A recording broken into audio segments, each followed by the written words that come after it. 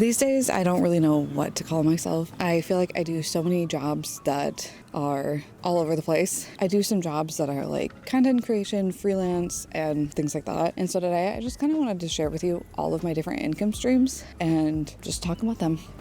I always find it interesting to see how other people are making money and if any of them are working or not. Just because you start off doing one thing doesn't mean you have to stick with that. There is some truth to be said about focusing in on one thing and sticking with that. But as you can see in my business story that I posted a while back, I've had to kind of just go with the flow, and that's how I am where I am today. I know there's so much advice out there on niching down and you'll see more success that way, but I'm not really at the point where just one thing alone is making enough money to be able to fully commit to it and stop doing everything else, if that makes sense. So the first big portion of my business is freelance, and that's pretty much where I spend most of my time these days. I didn't ever expect myself to do any sort of freelance or walk into that role, but it just kind of happened. The first thing I want to talk about is freelance virtual assistants. I work for a couple small businesses and I do various things like customer service, listing management, things like that. Anything to help a small business out is what I'm there for. I truly love being able to help other people, but especially small business owners. So even though it's not a huge part of my week, it's probably the thing that makes me the most happy.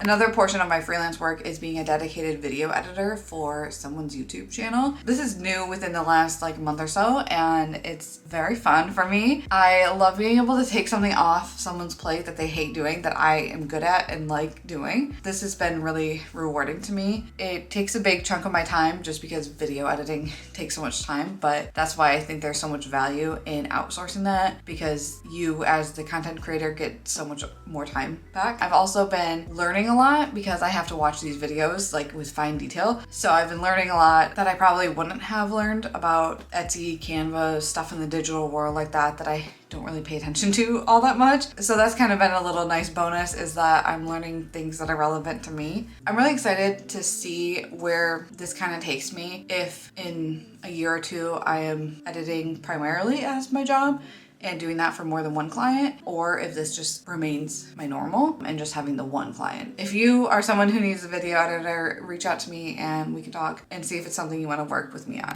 The next very, very, very small portion of my freelance business is graphic design, and I do this for one company very so often. I don't even think I worked with them at all last year, but I did the year prior. They had reached out to me at the beginning of this year, and I think I've worked on 4 or 5 projects so far this year already. It's just freelance graphic design. They give me a brief, I design for it, and then that's that. I originally started doing this when I still were doing stickers and greeting cards for my own business. I found that this was fun because I got to create for someone else, and I didn't have to worry about, does this make sense for me? Does it make sense for my website and things like that? I got to just design what they were telling me to and kind of take a little barrier off of it. So yeah, this has been really nice. I learned that I work well with a brief. So I think I need to start giving myself a brief more often, because they'll tell you what to say and maybe a style every once in a while. Sometimes they leave it open-ended. Sometimes they say, do this in hand lettering or do this with a font or something like that. So I do there are a little bit of rules, and I don't know, for whatever reason, it makes that part easier for me to design because I know kind of where to take it and it's not so open-ended. This is definitely not something that's reoccurring or a consistent basis. It's not even once a month guaranteed. This fluctuates so much year to year on how much money I'm going to make from it, but it shows me that I can work with a client and I can take feedback and work with that to make a better product. We'll see what happens at the rest of the year. So far, it's just been nice to have a little creative outlet every once in a while. Moving on from freelance is, of course, selling on digital platforms. This includes things like Cricut, Etsy, Creative Fabrica, things like that, So far, I'm primarily sell on Cricut. This is where most of my energy goes to because it makes me the most money. However, I am trying to bring back Etsy and work on that a little bit more and put a little bit of more effort into making products for my website and Etsy. Not just doing the bare minimum. I don't think I'm doing the bare minimum, but I'm not doing as much as I could be in the design and product realm of my business. So this just reminded me that some of the products I've made recently, I should be posting to Creative Market and Creative Fabrica. I'll have to add that to my to-do list. Cricut is my top performing platform by far. It's just the name of the game at this point. However, I don't want that to stop me from trying out their websites. It is easy to kind of just go where the money is. But I think at some point you also have to realize if you just do that and you never work on anything else, none of those other places have a chance to grow. So they're always going to be low. And then at some point, this one platform that you're dedicating all your energy to is going to go down. This has happened before, and I know it's something that could happen again. So I need to be better about not putting all my eggs in one basket, even if I tell myself I'm not. I think I kind of am a little bit. Oh, my dog wants to come in. BRB.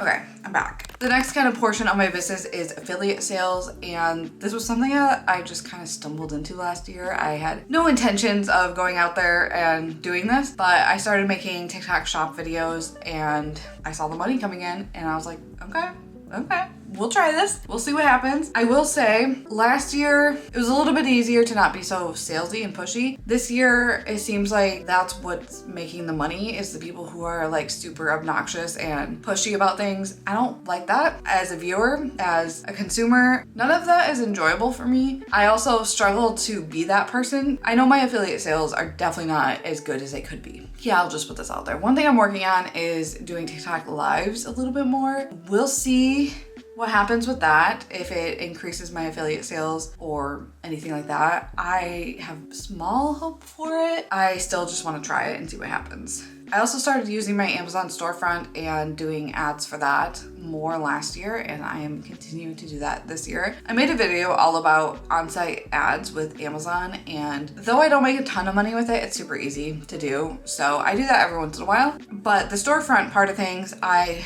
have a link in my TikTok bio that goes to my favorite coloring pages, and all of those are Amazon links. Anytime I post something to Pinterest, I also use an Amazon link or a link to my general storefront if it is on Amazon and it's linked there. I'm trying to think what else. I think that's primarily where I use those two. I definitely think not wanting to be someone who's pushy and salesy is hindering my growth on both TikTok and Amazon when it comes to affiliate sales, but I'm not gonna change that. I can't be that person. It just bothers me so much. So I'm fine with lower sales if it means I get to continue being myself and not turn into someone who I find very annoying.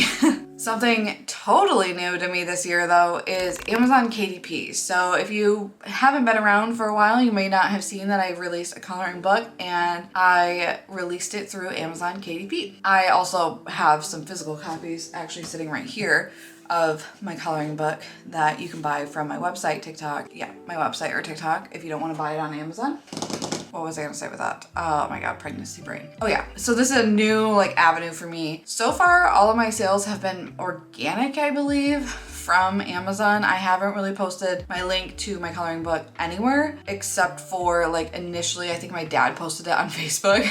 So my first few sales on Amazon were family, but since then I haven't posted it at all. So my sales there are not amazing. I also haven't done a lot of marketing for it on Amazon. I could definitely work on that if I wanted to push sales there more than onto my website. And maybe I'll do that when I'm on maternity leave, is have more links directing to Amazon, because then people can still buy the book and I won't have to ship it. I do really like that part of things can be pretty passive. I hope to have some more coloring books come out so that maybe overall my sales will do better there. So far, I'm happy with everything. I don't have to do any work and I've made money, so that's fun. And then the last income stream, while it's not brand new to me, it's been 2 years since I've done this, but I am now on TikTok Shop as a seller as well. So this is now kind of a new income stream for me because it's not affiliate sales where I'm promoting someone else's product. Like I mentioned, I have my coloring book on TikTok, so now I get to make sales as a seller as well as a creator. It's kind of confusing, but I do like that you can now do both, because when I first started, you only could do one or the other. So that's why I closed down my TikTok shop so I could become an affiliate, and now you can do both. So that's exciting. So I haven't made a ton of money on TikTok, if I'm gonna be honest. Most of my coloring book sales went to my website, which is exciting, but I do wish some of my videos, while they have taken off, actually converted into sales so I could clear some of these out. I just restocked them. I was doing well with sales and then I restocked them, and of course they are now stuck there. That's fine.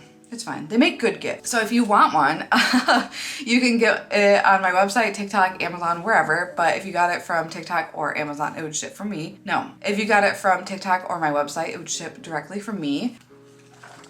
So if you need a gift for anyone, have at it. So I think that's all of my income streams. Overall, my two biggest income streams that are making the most money are Cricut and freelance. If you had to guess what your biggest income stream was, or if you know the exact numbers and you don't have to guess, I would love to know what your biggest income streams are. I find it fascinating that everyone's business can be so different, and even if you're both a graphic designer, your businesses are gonna look so different. I think it's just the name of the game these days that you have to have so many income streams, and sometimes the ones that start taking off aren't necessarily the ones you set out to take off. Yeah, it's just very interesting. I'd love to hear what is working well for you. I hope you have a great rest of your day. I will see you next time. Bye.